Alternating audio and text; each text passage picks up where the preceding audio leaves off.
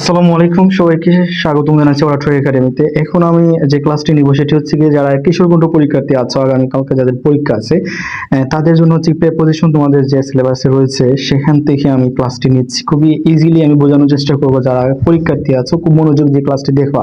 তাহলে প্রথমে হচ্ছে গিয়ে প্রিপোজিশন মানে হচ্ছে গিয়ে পূর্ব অবস্থান। আচ্ছা, এখানে আমরা একটু দেখি যে প্রি মানে কি। এখানে আমরা যদি ভাঙি তাহলে প্রি হচ্ছে গিয়ে পূর্ব আর পজিশন মানে হচ্ছে গিয়ে অবস্থান। তার মানে পুরোটা মিলে কি হয়েছে, এখানে পূর্ব অবস্থান। আচ্ছা, আমি এখানে লিখে রাখছি কিশোরকণ্ঠ মেধা প্রতিযোগিতা, যারা পরীক্ষা দিবা আগামীকালকে তাদের জন্য কিন্তু এই ক্লাসটি ভেরি ইম্পর্টেন্ট। তাহলে আমরা অনেকেই হয়তো প্রিপোজিশনের সাথে পরিচিত আছে, সেটি হচ্ছে গিয়ে আমরা জানি যে প্রিপোজিশন কোনগুলো। প্রিপোজিশনের কাজটা কি? কাজ হচ্ছে গিয়ে দুইটি শব্দের মধ্যে কি করা, সম্পর্ক বা রিলেশন তৈরি করা। তাহলে কিরকম রিলেশন হতে পারে, যেমন ধরলাম আমি বলি যে আমি তার সাথে যাই, ওকে, তাহলে আই গো উইথ হিম। এখন দেখো আমি আই গো হিম, এইভাবে যদি আমি বলি, যেমন আমি এখানে একটু লিখি, এই যে এখানে আমি একটু লিখলাম আই গো হিম, ওকে।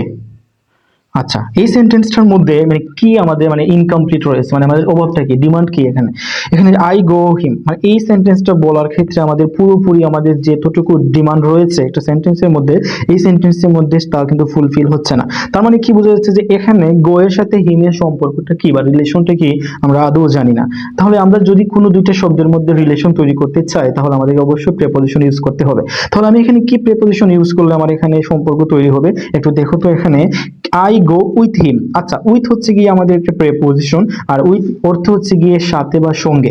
তাহলে এখানে আই গো উইথ হিম, তখন কিন্তু এই উইথটা এখানে বসানোর পরপরই কিন্তু গো এর সাথে হিমের সম্পর্ক একটা তৈরি হয়েছে। মানে বোঝা যাচ্ছে যে আমি যাচ্ছি কারোর সাথে, এরকম একটা সম্পর্ক তৈরি হচ্ছে, বোঝা যাচ্ছে। তাহলে আমরা নিশ্চয়ই বুঝতে পেরেছি। তাহলে এইরকম আপনাদের থাকবে, এখানে আমি উইথ দিয়ে দিব। আচ্ছা, তাহলে আমি একটা বুঝিয়ে ফেলছি। এখন আমরা আরেকটা দেখি। তাহলে টু হচ্ছে কি আরেকটা প্রিপোজিশন। তা টু এর মানে কি? টু এর মানে হচ্ছে কি আমরা কোন জায়গায় টু বসাবো।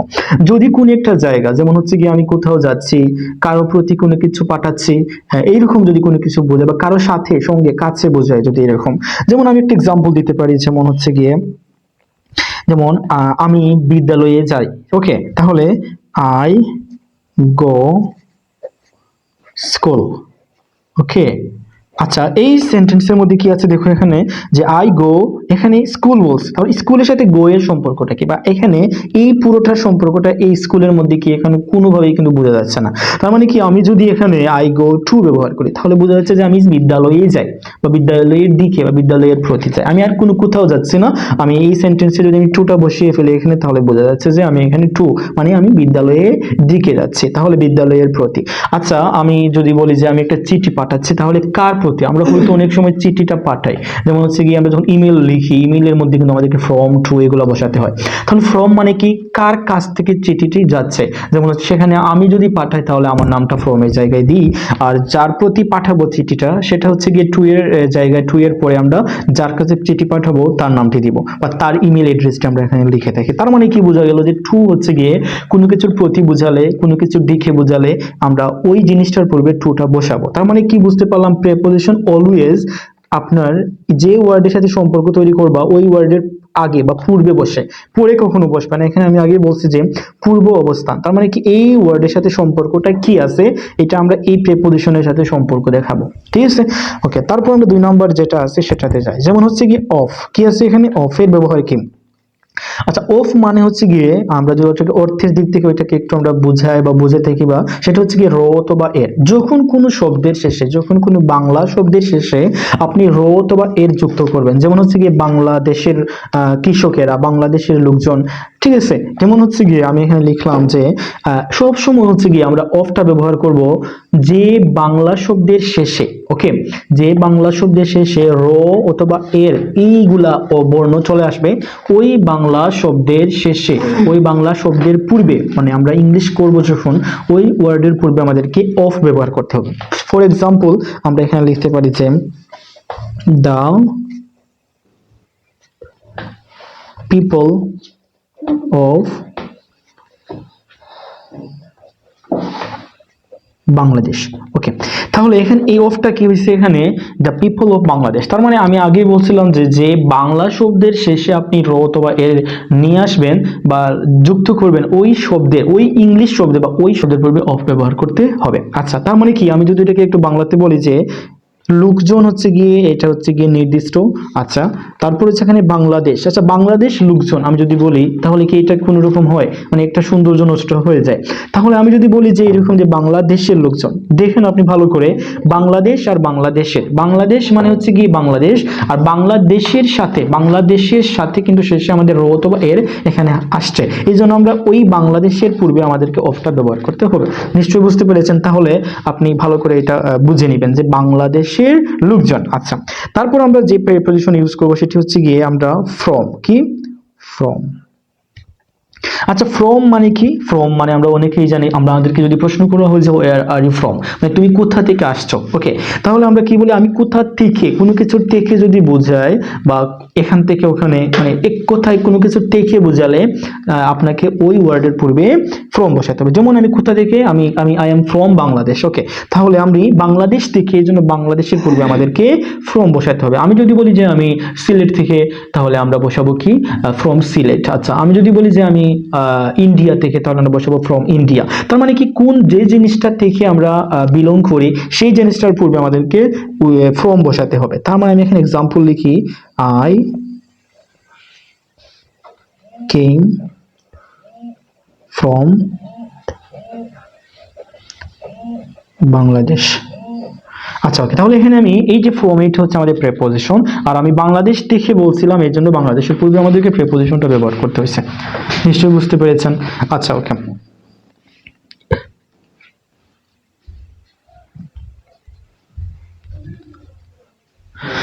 ওকে, তাহলে ফোর্থ নাম্বার যেটি প্রিপোজিশন আসছে সেটি হচ্ছে গিয়ে আমাদের অন।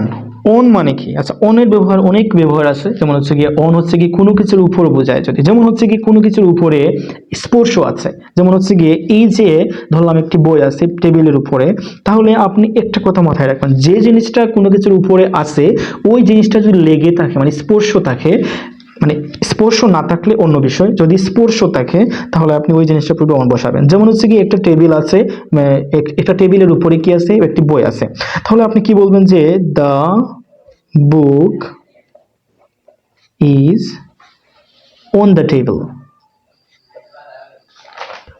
আচ্ছা, তার মানে কি, একটা জিনিস বোঝার চেষ্টা করবেন যে এখানে আমি বলছি যে একটা বই, এবার এই বইটি কোথায় আছে? টেবিলের উপরে আছে।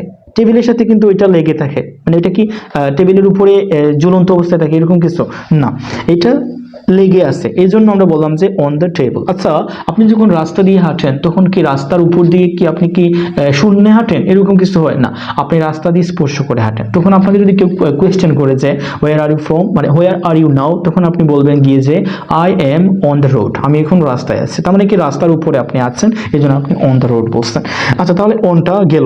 অনের আরেকটা ব্যবহার হচ্ছে গিয়ে আমরা যদি একটা দিন বোঝাই, কি মানে কোন একটা দিন, পুরো একটা দিন বোঝায় যদি, তাহলে ওই দিনের পূর্বে আমরা অন বসাবো। যেমন হচ্ছে গিয়ে অন ধরলাম, আমরা যদি ধরি যে পুরো একটা শনিবার, পুরো শনিবার স্যাটারডে, তারপর হচ্ছে গিয়ে 1st জানুয়ারি, 16th ডিসেম্বর, 21st ফেব্রুয়ারি, এরকম 26th হচ্ছে গিয়ে মার্চ, ওকে। তো এই যে 26শে মার্চ, তারপর হচ্ছে 16ই ডিসেম্বর, তারপর হচ্ছে গিয়ে আমাদের আমি যা বললাম যে 21শে ফেব্রুয়ারি, ওকে। তাহলে এই যে দিনগুলা, এই তারিখগুলা কিন্তু পুরোপুরি একটা দিনকে বোঝাচ্ছে, পুরো একটা দিন। তাহলে পুরো একটা দিন যদি বোঝায়, পুরো একটা 24 ঘন্টা বোঝায়, তখন ওই দিনের পূর্বে আমাদেরকে অন বসাতে হবে। যেমন হচ্ছে গিয়ে আমাদের বার্থডে হচ্ছে গিয়ে ধরলাম শনিবার, তাহলে আমি ধরবো এখানে অন স্যাটারডে, কি অন স্যাটারডে আমি লিখবো এখানে স্যাটারডে। নিশ্চয়ই বুঝতে পেরেছেন। তার মানে কি স্যাটারডে আমার পুরোটা হচ্ছে কি আমার জন্মদিন। তাহলে পুরো একটা দিন মানে কমপ্লিট একটা দিন যদি বোঝায়, তাহলে আপনি ওই দিনের পূর্বে অন ব্যবহার করবেন। কি ব্যবহার করবেন? অন। নিশ্চয়ই বুঝতে পেরেছেন অনটা কোথায় ব্যবহৃত করতে হয়। তারপর হচ্ছে গিয়ে আমি তো বললাম on Saturday, on Sunday, on Monday, on Tuesday, on Wednesday, Thursday, Friday, এগুলো সব দিনের পূর্বে আমরা অন ব্যবহার করব, এবং যে কোনো একটা দিনের পূর্বে আমরা অন ব্যবহার করব। কিন্তু মাথায় রাখবেন যে যদি একটা দিনের চাইতে কম সময় হয়, যেমন হচ্ছে গিয়ে ভাঙা ভাঙা সময়, প্রহর, সকাল বিকাল, তারপর হচ্ছে গিয়ে 3টা 4টা 5টা 12টা এরকম যদি সময় বোঝায় তাহলে কিন্তু আপনি অন ব্যবহার করতে পারবেন না। অনটা হচ্ছে পুরো একটা দিন। আর যদি একদিনের চাইতে বেশি হয়ে যায়, 2 দিন এরকম হয়ে গেলেই কিন্তু আপনি অন ব্যবহার করতে পারবেন না, শুধুমাত্র একটা দিনের পূর্বে আপনি অন ব্যবহার করবেন। আচ্ছা, আরেকটা নিয়ম হচ্ছে গিয়ে আমরা আগে পড়েছিলাম যে অনটা হচ্ছে গিয়ে কোনো কিছুর উপরে যদি স্পর্শ থাকে তাহলে আমরা ওই জিনিসের বা ওই ওয়ার্ডের পূর্বে আমরা অন বসাবো, এবং পুরো একটা দিন থাকলে আমরা ওই দিনের পূর্বে অন বসাবো। তাহলে আরেকটা বিষয়টা হচ্ছে গিয়ে আপনি কোন একটা যানবাহনের আছেন, যানবাহনের যে যানবাহনটা যে ভেহিকলসটা কি হয়েছে, আপনি ওই ভেহিকলসের বা যানবাহনের ভিতরে নড়াচড়া করতে পারেন, কি নড়াচড়া করতে পারেন, হাঁটতে পারেন, এরকম যদি হয় কোনো যানবাহন গাড়ি, তাহলে ওই গাড়ির পূর্বে আপনি কি বলবেন, অন বলবেন। যেমন হচ্ছে গিয়ে আপনি এখন কোথায় আছেন, হোয়ার আর ইউ নাও, তাহলে আপনি যদি এখন বাসের ভিতরে দেখেন তাহলে আপনি বলবেন I am on the bus. Okay, আপনি কিন্তু ইন দ্য বাস বলতে পারবেন না। তাহলে আমরা কি বুঝতে পারছি যে যে যানবাহনের ভিতরে আমরা নড়াচড়া করতে পারি, হাঁটতে পারি, ওই যানবাহনগুলোর পূর্বে আমরা কি বসাবো, অন বসাবো। Is it clear? আচ্ছা, ওকে, তারপর আমরা এখন মোটামুটি অনের ব্যবহারটা বুঝতে পেরেছি। আচ্ছা, এখন আমরা 5th নাম্বার যেটি হচ্ছে কি সেটি হচ্ছে কি ইনের ব্যবহার। আচ্ছা, ইনটা হচ্ছে কি আমি আগেই বলছিলাম যে অনটা হচ্ছে কি কোনো কিছুর উপরে বোঝালে, এবং হ্যাঁ অনটা হচ্ছে কি একদিন যদি হয়, একদিনের পূর্বে আমরা অন বসাই, এবং হচ্ছে কি যে যানবাহনগুলোর ভিতরে আমরা নড়াচড়া হাঁটা চলা করতে পারি সেই যানবাহনগুলোর পূর্বে আমরা অন বসাই। ওকে, প্লিজ আমরা একটু ভালো করে একটু এই জিনিসটা একটু মাথায় রাখি যে ইনটা হচ্ছে গিয়ে ওই সকল বিষয়ের পূর্বে ইন বসে, যেমন হচ্ছে কি 2 দিন, একদিনের চাইতে যদি বেশি হয়ে যায়, যেমন 2 days, 3 days, 1 month, 1 year, এইরকম মানে এক দিনের চাইতে বেশি। তারপর হচ্ছে গিয়ে যে সালগুলো আছে ওই যে 1996, 1996, তারপর হচ্ছে গিয়ে 2000, 2023, 2022, এরকম একটা সাল বোঝায় যদি যে কোনো সালের পূর্বে আপনি ইন বসাবেন। এখন হচ্ছে গিয়ে আপনার বার্থডে আপনি বলবেন বার্থ ইয়ার। ওকে, তাহলে আপনি কিভাবে বলবেন যে আপনার যে মানে যদি মাস হয় তাহলে মাসের পূর্বে বলবেন অন, আর যে বছরটা আছে 1996 এরকম থাকলে আপনি বলবেন যে ওই বছরের পূর্বে ইন বসাবেন। তাহলে আমরা কি বুঝতে পারলাম, অন হচ্ছে কি একদিন, আর ইন হচ্ছে কি একদিনের চাইতে বেশি যে কোনো টাইম হোক, যে কোনো সময় হোক। ওকে, একটা জিনিস আমরা বুঝতে পারছি। ওকে, তারপরে হচ্ছে ইনের ব্যবহার হচ্ছে কোনো কিছুর ভিতরে বোঝালে, কোনো কিছুর ভিতরে যদি বোঝায় তাহলে আমরা কি ইন ব্যবহার করবো। যেমন আমি হচ্ছে গিয়ে রুমের ভিতরে আছি, ঘরের ভিতরে, I am in the room. Okay, আমি আগে বলছিলাম অনটা হচ্ছে গিয়ে উপরে, আর ইন মানে হচ্ছে কোনো কিছুর ভিতরে বোঝালে। আচ্ছা, তারপর হচ্ছে গিয়ে ইনটা হবে গিয়ে কোথায়, আপনি কোন একটা বড় জায়গায় আছেন, কি বড় একটা জায়গায় আছেন, যে জায়গা হচ্ছে কি বড়, 1 কিলোমিটারের চাইতে অনেক বড়। যেমন হচ্ছে আপনি সিলেটে আছেন, ঢাকা আছেন, লন্ডনে আছেন, বাংলাদেশে আছেন, তাহলে আপনি বলবেন যে ওয়ার ডু ইউ লিভ। ওকে, তার মানে কি আপনি কোথায় বাস করেন, তাহলে বলবেন যে আপনি যদি বাংলাদেশে বাস করেন তাহলে বলবেন আই লিভ ইন বাংলাদেশ। এখন আমি বাংলাদেশে যদি আপনি একটা গ্রামে বাস করেন তাহলে কিন্তু আপনি ইন বলতে পারবেন না, আপনি বলবেন যে এট, কারণ হচ্ছে গ্রামটা 1 কিলোমিটারের মধ্যে হয়। তার মানে কি আমরা বুঝতে পারলাম যে বড় বড় জায়গার পূর্বে কি হয়, ইন বসে, এবং ছোট ছোট জায়গার পূর্বে কি বসে, এট বসে, এট। আচ্ছা, ওকে, তাহলে আমরা ইনের ব্যবহারটা আলহামদুলিল্লাহ বুঝতে। এবং আরেকটা ব্যবহার হচ্ছে গিয়ে আমি বলছিলাম অনটা হচ্ছে কি যে যানবাহনগুলোর ভিতরে আমরা নড়াচড়া করতে পারি, হাঁটতে পারি, ওই যানবাহনগুলোর পূর্বে আমরা অন বসাই। আর যে যানবাহনগুলো আমরা আমাদের নিজেদের নিয়ন্ত্রণে থাকে, আমরা নড়াচড়া করতে পারি না, হাঁটতে পারি না, আমরা ওই যানবাহনগুলোর পূর্বে কি বসাবো, ইন বসাবো। যেমন হচ্ছে আপনি একটা কারের ভিতরে আছেন, আপনি বলবেন যে I am in the car. আপনি একটা বাইকে আছেন, আপনি বলবেন I am in the bike, I am in the রিক্সা। কারণ হচ্ছে এইগুলোর ভিতরে আপনি হাঁটতে পারবেন না, নড়াচড়া করতে পারবেন না, ঠিক আছে, এগুলো হচ্ছে এরকম। তাহলে কি বুঝতে পারছেন যে ইন এবং অনের ব্যবহারটা বা ডিফারেন্স কোথায় আছে। আচ্ছা, তাহলে আমরা 6 নাম্বার যেটা আছে সেটা হচ্ছে গিয়ে ফর। ফর মানে কি, ফর মানে হচ্ছে কি কোনো কিছুর জন্য। ফর মানে কি কোনো কিছুর জন্য। আপনি যদি কোনো কিছুর জন্য কোনো কিছু বলেন বা কোনো কিছু করতে চান, ফর মানে কোনো কিছুর জন্য, মানে হচ্ছে কি আমি তোমার জন্য এখানে আসি, এই গিফটটি তোমার জন্য, এই উপহারটি তোমার জন্য, তাহলে দ্য গিফট, আমরা বলবো যে the gift is for you, the gift is for you, মানে এই গিফটটা বা এই উপহারটি হচ্ছে গিয়ে আপনার জন্য। মানে কি আমি কারো কিছুর জন্য যদি বোঝাই তাহলে ওই জিনিসটা যার জন্য বোঝাবো, যে জিনিসের জন্য বোঝাবো, ওই জিনিসটার পূর্বে আমরা প্রিপোজিশন ফর ব্যবহার করব। আচ্ছা, ওকে, তার মানে কি আমরা বুঝতে পারছি ফর মানে কি কোনো কিছুর জন্য বোঝায়। 7th যেটা আছে সেটি হচ্ছে কি আমরা এখন বলবো যে উইথ এর ব্যবহার। আচ্ছা, উইথ মানে কি? উইথ মানে আমি আগে বলছিলাম যে সাথে বা সঙ্গে, বা দিয়া কর্তৃক। মানে আপনি যদি কোনো কিছুর সঙ্গে, কোনো কিছুর সাথে যদি কোনো কিছু করেন বা যান, যেমন আমি আমার মায়ের সাথে কি করি? গল্প করি। তাহলে I gossip with my mother, with my mother.